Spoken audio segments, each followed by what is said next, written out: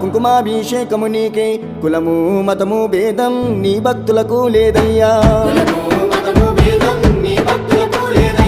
మంచి గంధం తెచ్చినమయ్యా గంధాభిషేకము నీకే ఏ గంధం రానికుండా మా చెంతనని ఉండయ్యా